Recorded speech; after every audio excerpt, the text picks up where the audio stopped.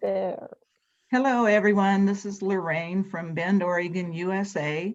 We are here together to talk with David about his journey to divine love. Also with me are... I'm Beth and I live in Lincolnshire in the UK. And I'm Yvonne Riley, and I live in State College, Pennsylvania. And David, would you just give your name and where you live right now? Yes, David Lehning, and I live just outside Bellefonte in central Pennsylvania. Thank you.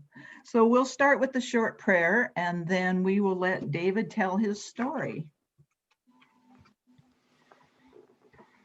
Gracious God, Heavenly Father, thank you for this delightful day.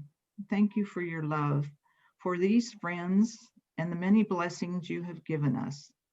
We thank you for our angel guides and all the angels who love and support us. We come together today to talk with David about his journey to your divine love and living in that love now. Please pour blessings upon him, one of your special children whom we are fortunate to have in this world. We ask that your love continue to flow into us, and we ask for wisdom, guidance, and protection as we join in this conversation now and throughout our lives. Thank you. Amen. So David, whenever you're ready, would Certainly. you please Well, go you had ahead? asked me to give a little bit of background from my earlier life, and I should say that I was born and spent my early youth in San Francisco. So I'm a native of San Francisco, California. Then just about when I was ready to start high school, my parents and I moved to Sonoma County, northern Sonoma County, almost 90 miles north. And the reason for that was because my grandmother had moved up from the San Joaquin Valley to an older house there, and we wanted to be closer to her to be able to take care of her and this sort of thing. And from there, I went to the high school up there, Geyserville High School, then Santa Rosa Junior College, and from there I transferred to North Carolina State University studying meteorology. I graduated there in spring of '79, and from there I kind of hopped all over the place. I got my first job in St. Louis, Missouri, and unfortunately that company folded after about 9 or 10 months. Then I took a position up in the Chicago area. So I was there about 3.5 years. Eventually I went back to the West Coast again, kind of looked for a job, and I found something in Sebastopol in an apple processing plant. Worked there for about a year, then I decided to move to Washington State. So I went up with them to Eastern Washington, Sunnyside, Washington. That's a South Central Washington, small town. And as my luck would have it, that company went belly up as well. Went back to California, was out of work for probably a good 8 months. Found something in an environmental lab. With my science background, I was able to do some in that environmental testing. So I was there for a while, and eventually that company that was in Washington got bowed out by another group. They called me. They said, well, we'd like to have you back. So I thought about it. I said, well, I'll give it a try one more time. So went back to Washington, the same location. And would you have it, my luck, they did mismanage the company as well. So after that, I was deeply depressed. I've probably never been depressed in my life to that point. And because my resistance was down, I got a full-blown flu. I mean, total flu. This was about February of '88, I believe. And there's a friend of mine that I kept in touch with, whom I had worked with in St. Louis. And I had kept touch with him. He'd worked at Cornell, and then he came to Penn State. And I knew he had started a new company, his own meteorological company. So I called him and said, is there any chance that you have any openings, anything at all? This situation that I've been through has been an utter nightmare, I told him. And he talked to his people, and he said that he could get me back there. So went back to California for about a month, stayed with my parents there, and then moved east. that's how I came to Pennsylvania. Drove clear across the country, quite an adventure. Fortunately, the weather was good. And I came here in the early May of 1988. And I've been here ever since. Worked for Joe for about a year, and then he was having some trouble getting grants in. He had connections at Penn State University, and I was able to get work up there. And I was there for 19 years. When the Great Recession hit, I was out of work for about a year, but I did consulting work, so I wasn't in any bad situation. I did some consulting work, and in August of 2009, I was able to get back with Joe's company. It was called ZX, and they were located just half a mile from where I'm living now. Now, that time I was living in Boalsburg, which is about 11 miles from here, 10 and a half, 11 miles. Then I moved here to Greystone 6 years ago, so I was able to walk to work until I retired. And I retired 2 years ago. Now, my spiritual journey, my goodness, that goes back to my youth too. I've always been a seeker. When I was in my late teens, I investigated things like what's called the New Thought movement. And they had what's called the Science of Mind Church and also Unity Church. And I attended some of those. Even when I was at NC State, they had a Unity Church in Raleigh, and I went there. So I explored those for a number of years. And eventually I found a couple of books on theosophy. I'd never heard of theosophy before. And I took an interest in theosophy in my early 20s. And actually, when I was in Chicago, I found out that the National Center was in Wheaton, which wasn't too far away.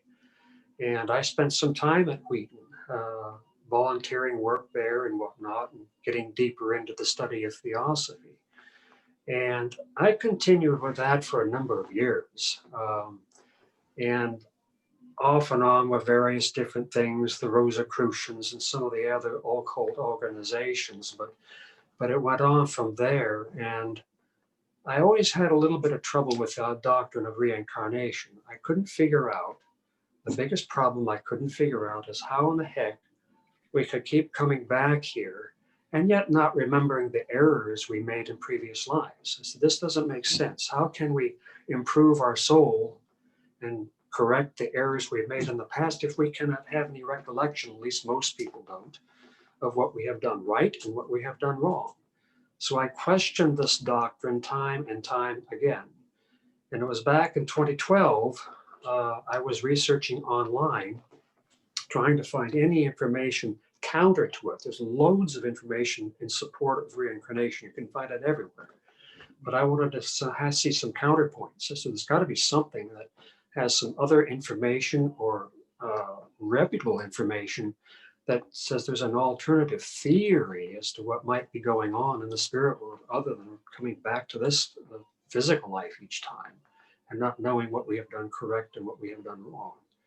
So that's how I found eventually a link to the Paget messages. There was a site called Spirits in the Room, and this fellow, his name was Alan Ross, I believe, and he had a site where he felt like I did. He said, this doesn't make sense. God cannot have created a universe that we have to keep coming back, and yet we don't know what we've done correct and wrong. And it takes eons, and maybe you retrogress, you don't correct the errors, you make actually the thing worse. So I said, this can't work. This system just doesn't make sense. When I found the Paget material and started reading that, I said, this idea makes sense. The ideas that were presented from the spirit messages make sense. This resonated with me. And from that journey on, that's how I've come to this way of life. It makes sense. It works. I have a saying, I get it from my father. It said, people look for problems with something and want to improve this or improve that. So if it ain't broke, don't fix it. This works. This actually works. This is real. This is of the real. It's not some theory that's down, but somebody concocted. This works. The reincarnation doctrines go back thousands of years, but that doesn't necessarily mean they're correct. People had these different beliefs the Buddhists, the Hindus, and on before that, even to the Egyptians. But that doesn't necessarily, it's ancient wisdom, it's theosophia, but it doesn't necessarily mean that it's the truth. This makes sense, it works. And that's how I came, in a nutshell, how I came to the pageant material in the Divine Love movement. That's really interesting. Thanks for sharing that. And please continue. Well, that's where I'm at today. I mean, I came, and then I gradually found these groups, yours and some of the circles.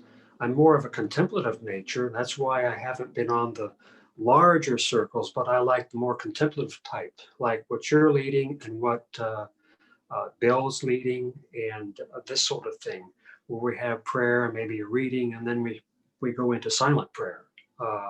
That's kind of been my leading for quite a while. Actually, what I left out of some of my mentioning was the contemplative Christianity. When I was studying theosophy, they have a branch that studies what's called esoteric Christianity. It's more of a contemplative thing, but even within contemporary mainstream Christianity, there's contemplative movements, and they're contemplative religious orders. So I looked at some of those as well, and that resonated with me as well, that quiet going within, praying with God that way. That's another aspect of my journey. So what's changed or has happened in your life since you discovered the divine love practice? Well, when I've really been attentive, and there have been times within the last few years here that I have felt it very strongly. It's something I can't describe as I say it is. It is a peace that passes all understanding. It is a soul presence. It's to me, it's almost like, it's just so beautiful. It's just like like God is hugging me. It's like a hug of love. It's just enveloped in that, like my soul is lifted. I mean, it's very beautiful beyond description. And I've had that several times. So I know that this is a real thing. It's not some fiction that somebody thought of. It's real. It's something that's definite. And that's what keeps you on this path, I can Oh, tell. yes, indeed. Yes. Can I ask you, David, you actually said in your written account that you'd felt this love before you came to know about That's it. correct. Can you explain that a little bit about that? Yes, I would. I do remember one time, well, there's a couple of times, but there was one time my parents and I had, first I should say, my father worked for United Airlines when they were still just a domestic airline. He was a maintenance mechanic at the maintenance base in South San Francisco. And so because of that, he had passes. We could fly on the airline almost free practically. So we took trips around the country, and one trip we had taken to New Orleans. And I do remember we were heading back to the airport. We had finished our vacation and we were going to the airport. It was pouring rain, absolutely just buckets of rain. And we were trying to get through all this storm to the airport. I was in the back seat and just kind of sitting there, and all of a sudden I felt this feeling of this wonderful presence, this wonderful upliftment. And I didn't know what it was. I was maybe 10, 12 years old, 13 years old, somewhere along that line. And I knew what it is now, but I didn't know then. It just came out of the blue. It was just like spontaneous. And then it gradually faded away. Another time I remember is when I was on the grounds, the campus of the Theosophical Society in Wheaton, Illinois. And I was out, I like to do some of their garden work, volunteered out there. It was a beautiful spring day, breezy, kind of cool. And I was clearing some weeds out of the flower patch, and the limbs were swaying and all this sort of thing. Lovely morning. And I got up, and I remember getting up, the wind was blowing in my face. And again, I felt this hug of love. It just came out of the blue. Everything seemed to shimmer. It was just unreal. I said, what is this? And I looked around, it just like I was floating on air. It was something quite unusual. It's that same feeling. Just like it was enveloped in this loving presence, very powerful, even more powerful.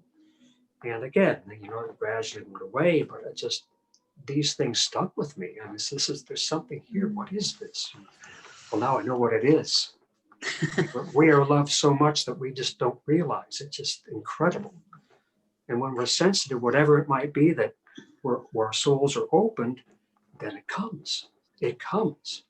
And somehow I was at peace doing what I was doing with the garden, or I was at peace as my parents were driving to the airport, not paying much attention. It just somehow my soul opened, and here this love comes in. So those are two times I remember before, long before I came to this path and knew what it was. Can I ask you, did you have any religious sort of a religious upbringing? Were your parents? Well, not really. That's the interesting thing. My mother was more the spiritual one. Father, I don't know what he believed. He wouldn't share it. He was a very private man. But mother was more spiritually oriented. However, we weren't a church-going family, so I wasn't really indoctrinated in any branch of Christianity or anything like that. So I was pretty much left to seek on my own. I would call my mother, bless her soul, I would call her just a non-denominational Christian. She didn't go to church. Ironically, my grandfather Lehning, my father's side, he was a religious man, a very religious man. He taught Bible school. He went to church in the town Geyserville there. And yet my father, I don't know what he believed, whether he was an agnostic or he just didn't want to share his beliefs. And I asked my mother one time when I was going to junior college, asked her one time, she was reading a book, said, "What does Father believe in God? What does he believe?" And she told me, said, "I don't know what your father believes. He doesn't share that with me." So even my mother didn't know what my own father believed as far as spiritual doctrines. But mother was the spiritual one. But because we weren't a church-going family, I was pretty much open-minded, which I'm thankful for because it left me free to investigate these different things without having some kind of indoctrination put in my mind that would have made it more difficult to get past, you see. So. Oh, that was a blessing. Yes, it was. I'm very thankful for that. Yes.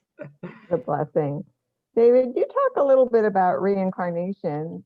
Did you have any really strong beliefs in reincarnation before you started to question it? And if you did, what sort of got you asking about reincarnation? Well, I wouldn't say I had a strong belief because I had no evidence. I had never remembered any past life or anything like that. So I can't say that I had personal experience that would have led me to really believe in it strongly. So it was something that I just had studied and read. Well, that's the way they say it works, I guess, so it was more theoretical than experiential. And I think because of that, I didn't have the depth of experience to say, oh, I remember a past life. It must have been this and this and so forth. I never had that. So I think my belief was shallow, and I was able to break free of that and investigate the counter arguments more freely than if I had had memories of what I thought were memories of past lives. Great, thank you. Mm-hmm. So now that you are on the path and have been for a while, Mm-hmm. have you had, excuse me, any healing experiences, either physically or emotionally, that you'd care to share? I think, fortunately, I'm in very good health, but on the few times I've had some issues, I have prayed for healing, and it has come, and I'm always very, very thankful. As far as emotionally, I think even with all the stuff that's going on in our world, unfortunately, I think I am able to weather this more easily. I've been able to be more at peace than I might have been otherwise. So it gives me this time of prayer. I'm able to ride above it easier than I might have been if I had not found this. I think that's the best way I could describe it. Thank you. Perhaps it's jumping a bit, David, but all these different beliefs, and now you've come to believe in divine love, and that's your journey to God. Have you shared any of these beliefs with other people who aren't in the community?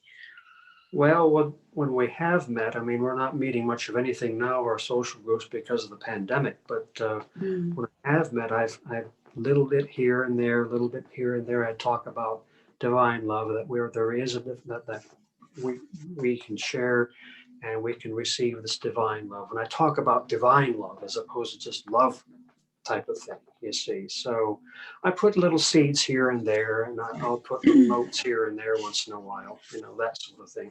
So we had some social groups this last summer, and when we did talk about spiritual topics, that's when I would try to interject a little bit of the, just a little plant of seeds, because a lot of people here are mainstream Christians, so they're pretty narrow in their belief systems, but I try to put in a little seed here and there when possible.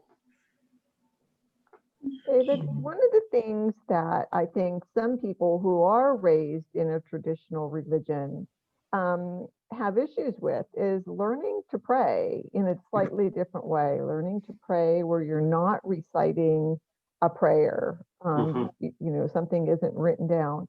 Could you sort of share with us a little bit your process when you pray, what you go through, what goes through your mind? Just to try to help someone that might be in that place? Well, I think the best way I can describe my method, I start with a quiet meditation, and then once I still the mind a month, then I pray to God, and I ask for the love, and I pray for those in our prayer circles. I pray for our world, for our country, but it's more of a contemplative type of prayer.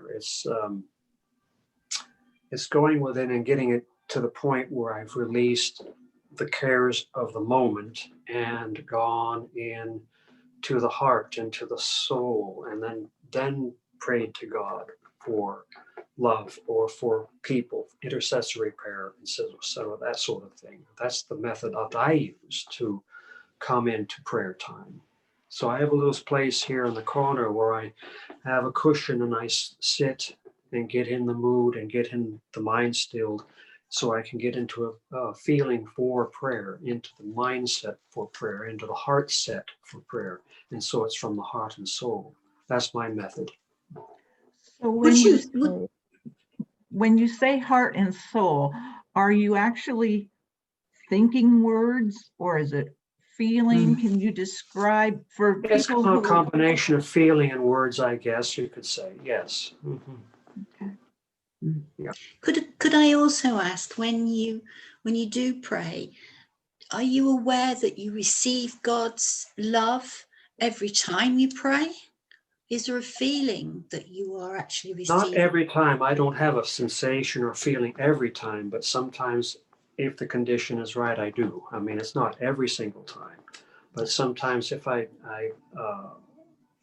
if the conditions are right, then I do have a strong response. And again, I'm always thankful, but if it is there, I'm very, very thankful. And I just I'll have to say my heart just blossoms with thanksgiving. Oh, that's awesome to hear.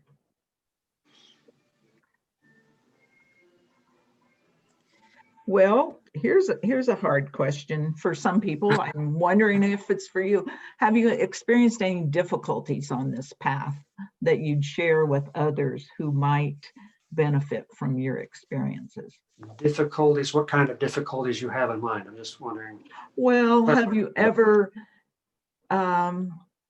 seriously questioned the decision to be on this path, like depression? Do you feel embarrassed to share your beliefs with anyone? Those are common things that I hear from others. No, I don't think embarrassment. The only part of it that might cause tension here, because many people are more conservative Christians, is the idea of spirit communication. A lot of them are opposed to that. They say, well, this is, and the Bible says, oh, you're not supposed to talk to spirits.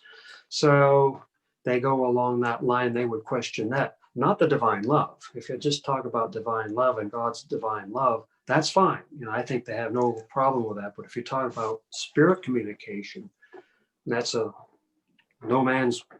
don't go there, that kind of thing with the doctrines here. That's the only stumbling block I would see in sharing this, is the spirit communication part. I don't think they would be very open to that. They'd probably push back against that kind of thing.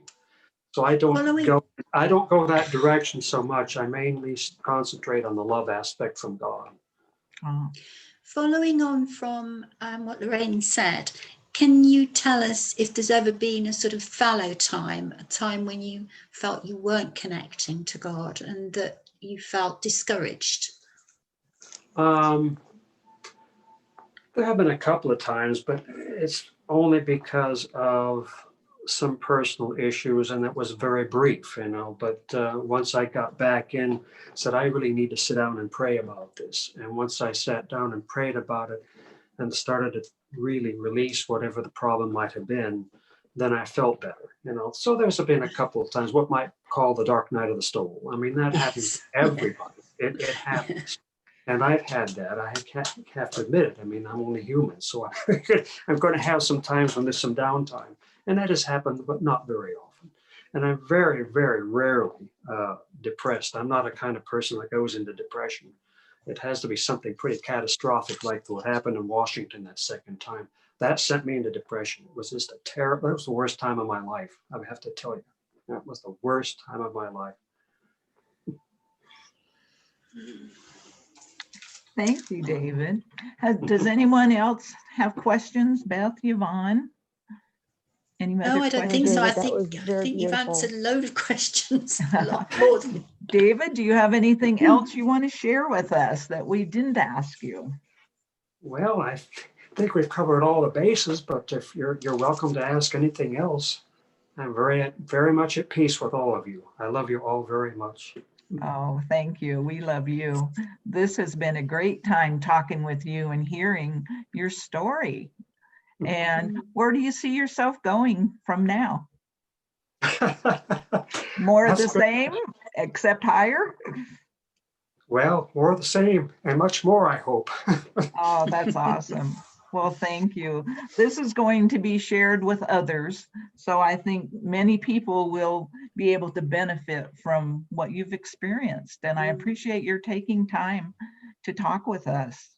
Well, I hope they do benefit. That's the whole purpose here. And if there's anything else, I would be happy to share it. I mean, this is just a wonderful journey. I feel Thank as though I have come home. That's how I felt. Beth, Yvonne, anything more to say? no. Thank you very much, David. That's been Thank really you, interesting. Beth. Thank you. Bye, everyone. Bye, Bye.